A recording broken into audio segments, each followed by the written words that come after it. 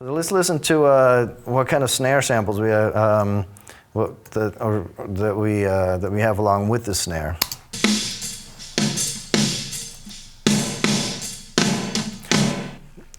And I hear that flammy kind of thing that's kind of happening too. Well, those were actually flams. They really were flams. Yeah, those okay. were actually flams. There you go. And toms too. But you can hear that this one sound sounds very odd and machine-like by itself, and this one is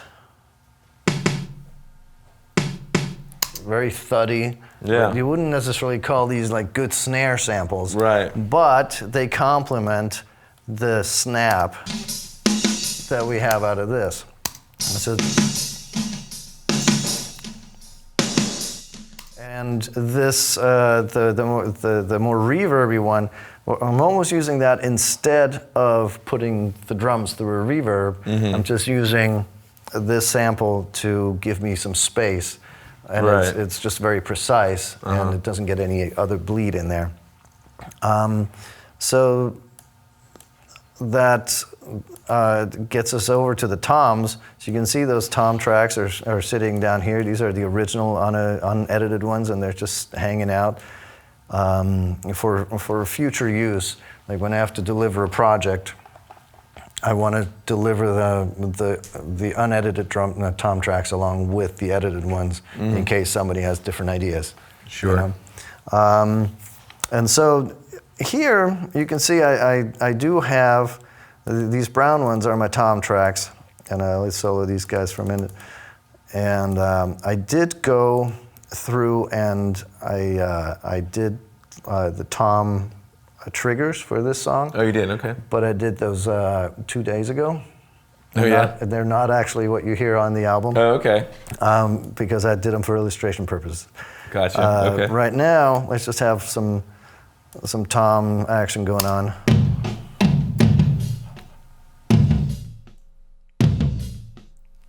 Those are deep toms. Those are some low. These are big, unaffected toms.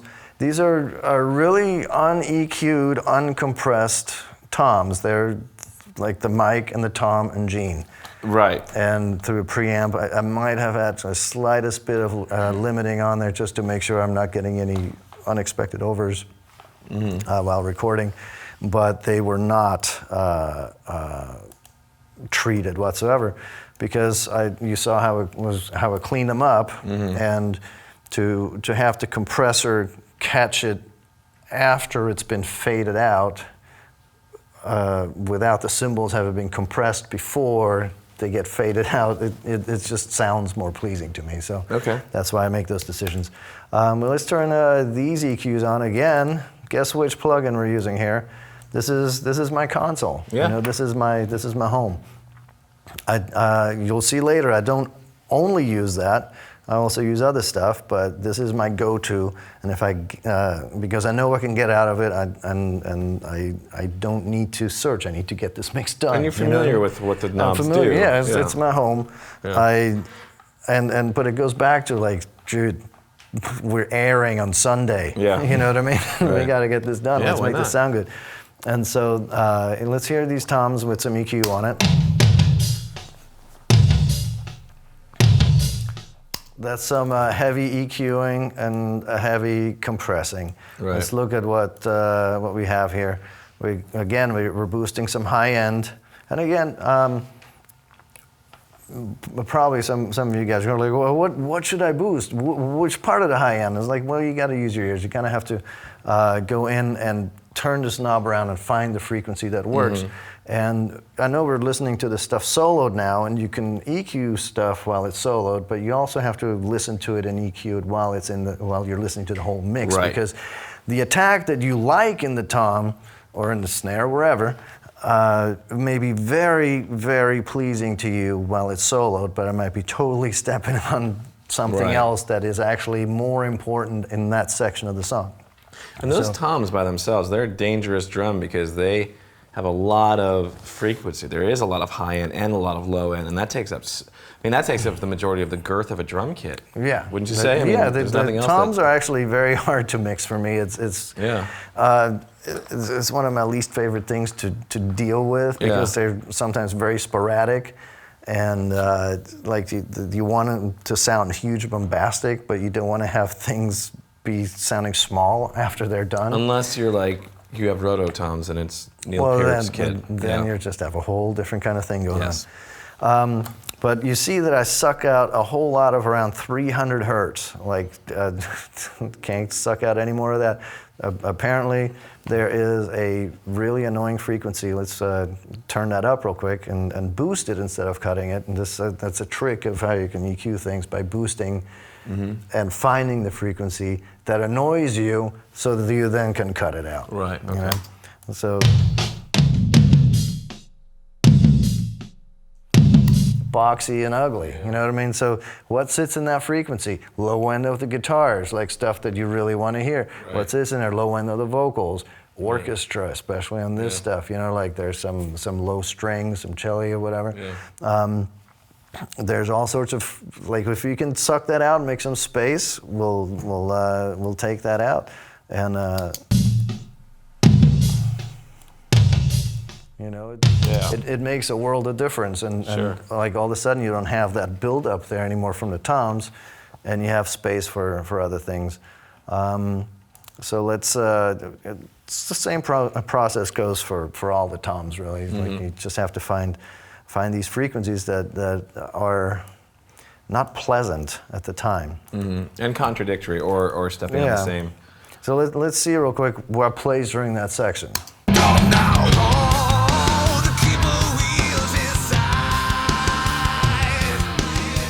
Got a lot of vocals and the guitar in there.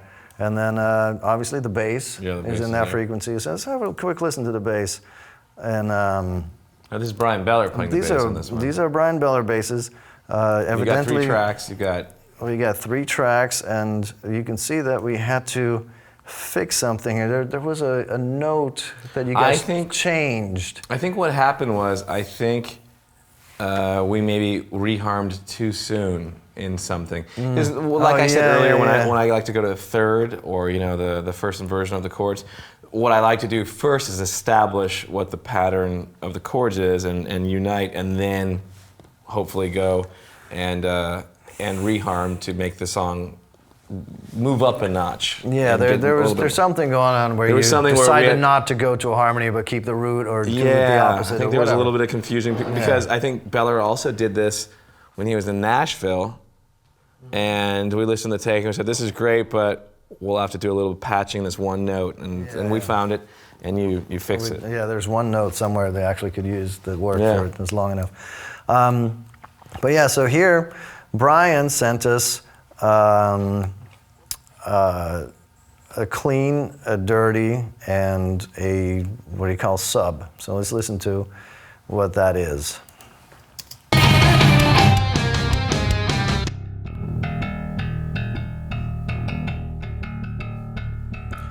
I'd say that would be his DI, his regular unaffected DI.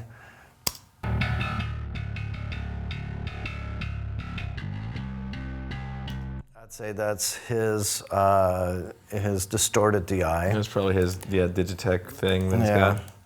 And let's see what this is.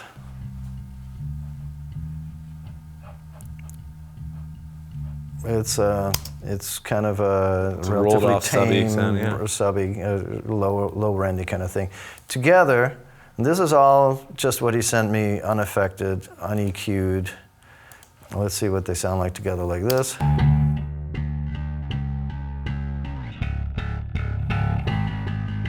Sounds pretty sweet, but let's see what we did EQ-wise to these things. This one here. As you can tell, it's my favorite plugin, but we also use an extra compressor, and this is actually the Logic House compressor.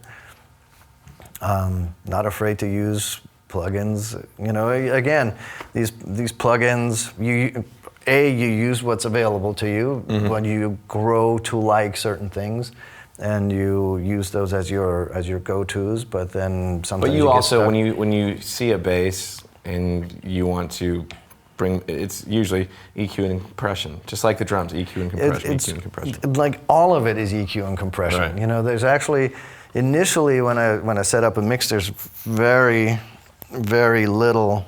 I almost ripped out the whole system here. Yeah. I use very, very little effects in the initial stages of mixing until I know what's around me. Like I'm corralling all these tracks. I get like a whole mess of tracks, and I'm just kind of herding them and like starting to like push them around and figure them out. And I don't immediately get to these EQ settings. Right. These are like, I'll go, okay, the bass is too bright or bass is too dark, and I'll do a little something to reel it in. And they're like, all right, now the guitars are stepping on the vocals, so let's make some space there. And then it just kind of keep nudging things around until I get to the point where like, I can hear everything. Everything sounds powerful. Everything that needs to be heard can be heard.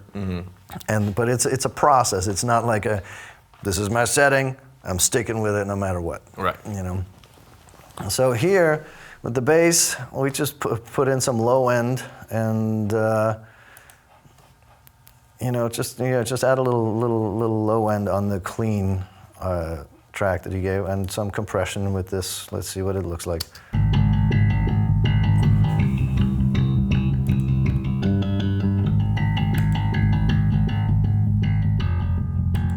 Yeah, not a lot of action on my end on this because it sounded good already and it didn't need a lot of processing. Yeah. He plays a really clean instrument. He plays well. He's a great bass player. Sound. Great bass player. Yeah. And so let's see what the distorted process was here. Oh, look at that.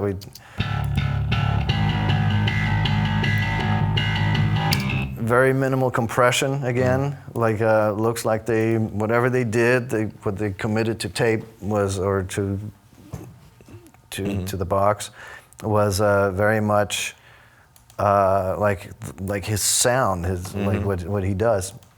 The same thing with this thing. Just looks like it added some extra compression.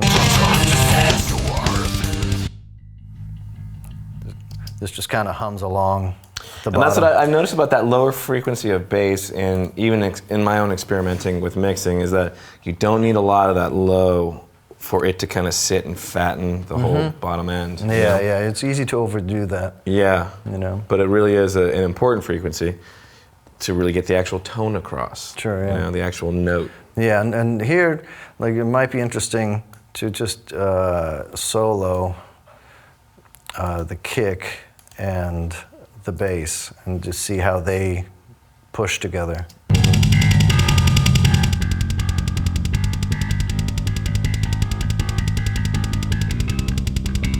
See, they work together, they both do their job, they both coexist down in that low end. And we'll add the guitars to that in a minute here. But let's finish our drums first, which are all the brashiness up on top with the room sound. Let's see how much room sound we used. If you guys were here yesterday, you heard these room sounds before, very very briefly, and the overheads as well. So here, let's listen to the unaffected, un-EQ'd, unprocessed room.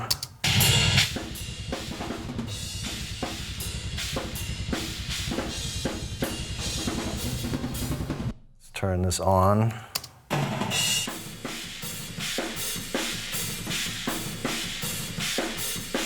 You got rid of a little Get bit rid of a lot muddiness. of that rumbly low end stuff because we just don't have the room for it really with all these fast kicks. And would you say that's a rule in general of yours to take the overhead mics and just brighten them? Well, these are the room mics, and that's what I meant. The rooms, yeah. Yes. In this fast stuff, let's see what we did in here. Actually, we actually didn't brighten them. We just rolled off the low end. Okay, so there you go. You just rolled off the low end. Yeah, and we did some extra compression too.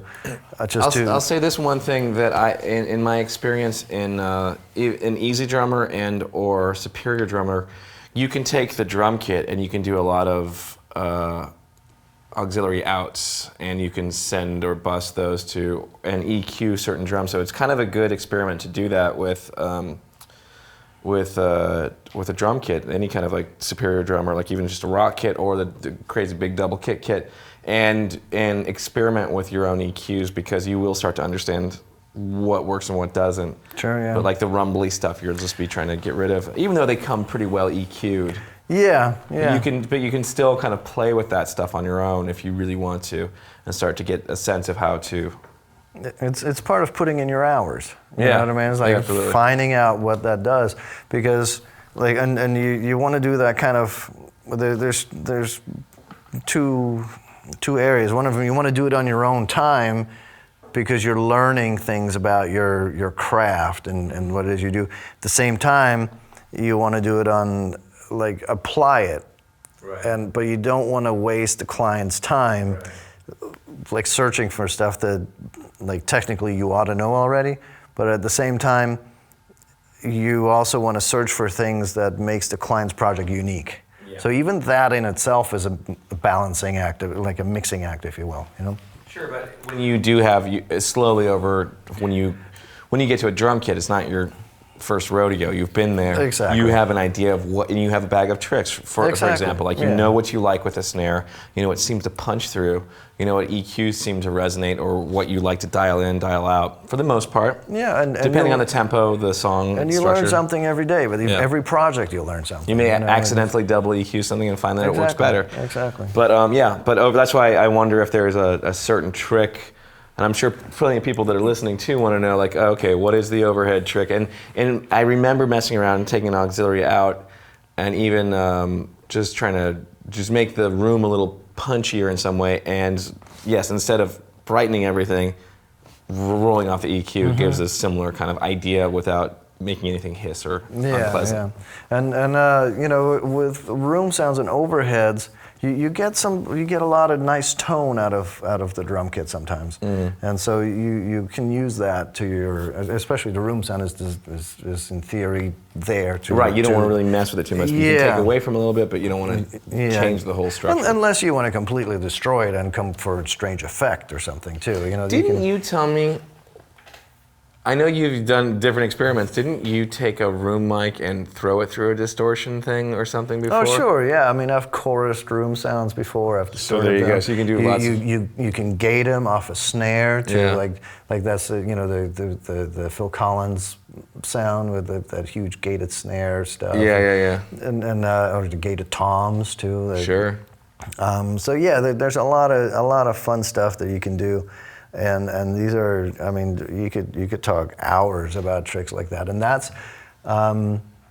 that's really what kids nowadays are kind of missing, because they are not necessarily growing up in recording studios anymore, because they and the ones that don't get to do rock music in recording studios anymore. Yeah. So there's a lot of, like, you learn a lot by watching other people do these tricks, by you being there right hand and patching and interfacing with the studio, like patching in, like, they'll tell you, can you put a gate across that reverb and use a trigger off the snare into the gate, whatever, and you go like, hey, what's he doing? I've never seen this before. And you go like, oh, you go with it, because studio etiquette says shut up and do as you're told. Right. And so that's how you learn. Yeah. Nowadays you get a manual and they say, like, of course you can do this and this and this, and you go like, why would I want to do that? Right. You know what I mean? But sometimes if sometimes you want a trashy room, sometimes you want a weird, screwy, weird, exactly, cool and it thing. Depends on the size, the style of music. You know, if it's like some grungy garage sometimes you can take thing. You can put all the faders down and just use the room mic, and sometimes that just sounds really, really cool. And that sounds like Led Zeppelin sometimes. Just it can sound just really nasty too. Yeah. And maybe that's exactly what it is. That's what you need, roll off all the high end across the whole thing. Yeah. It doesn't have to be all polished and pretty. It can be trash and cool trash. Yeah, absolutely. Well, let's have a quick listen to our overheads.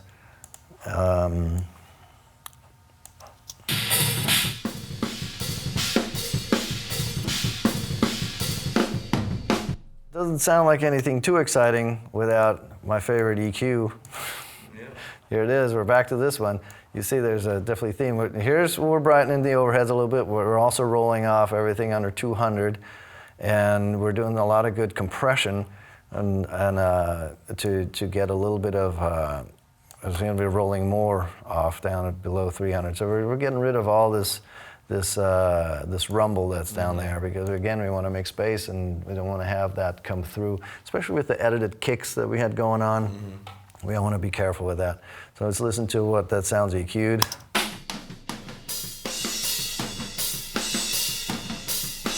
Much cleaner, higher fidelity. And so that kind of wraps up our drum thing, except for one thing that I think I might be, well, maybe in the minority. I definitely know that I do this on purpose, and I know that people have commented on me that they don't. When you, like the extra hi-hats and ride mics and stuff that are around, they contribute to like the stereo spread of the overheads of the drum kit. And I know that some people were interested or hadn't really thought of balancing a hi-hat and ride mics out together as to keep the stereo field balanced.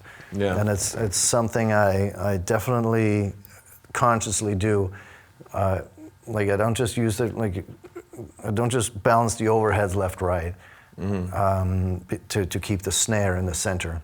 Right. But also any of the other mics, like I'll pair either the hi-hat and the ride mic together and make sure that the bleed of the snare through those two mics ends up being in the center, and not just I don't just use them for the ride and the hi-hat, but also to balance that snare out as well. So that is a little trick that I've picked up over time as well. So meaning you pan them in until you find your center snare. Is that right? Yeah, or I EQ them not necessarily only to the ride sound, but also to the snare sounding, so it would sound balanced in the center. Okay. You know, I just like, yeah, and it's a level, and like all of it. Like with this one project here, we have two hats on the left and a ride on the left, and a ride and a chine on the left. So I would make sure, you can see these are actually louder, not that that means anything technically, because the levels could be recorded at arbitrary levels, but like balance, let's just listen to it real quick and see how full of crap I am. Turn all these on because they're important for this.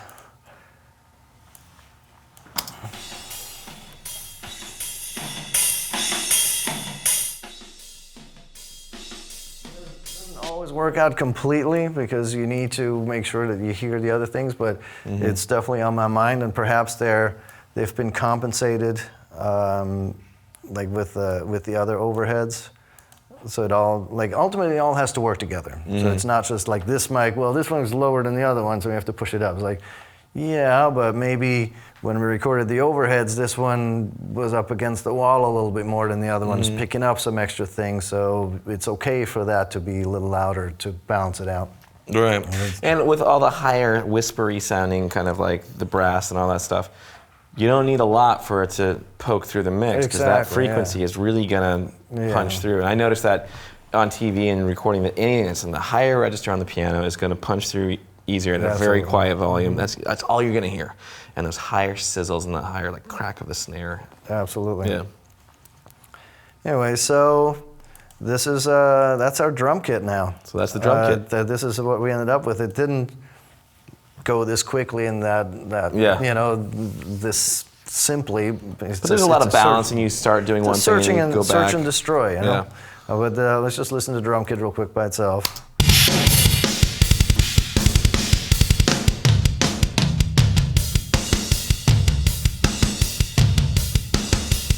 Still sounds like real drums, even though we just brutalized it, really. But from the original, there's a natural sound of the drums is a little warmer, a little bit more of that rumbly kind of low mid kind of sound. It has a natural thing about it. And now it's punchier. Yeah. And it's a little bit more just present. Yeah.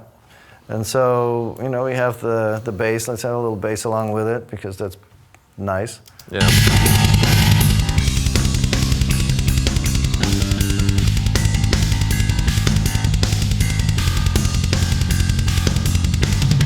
So it all works together. Let's see what happens when we add some guitars.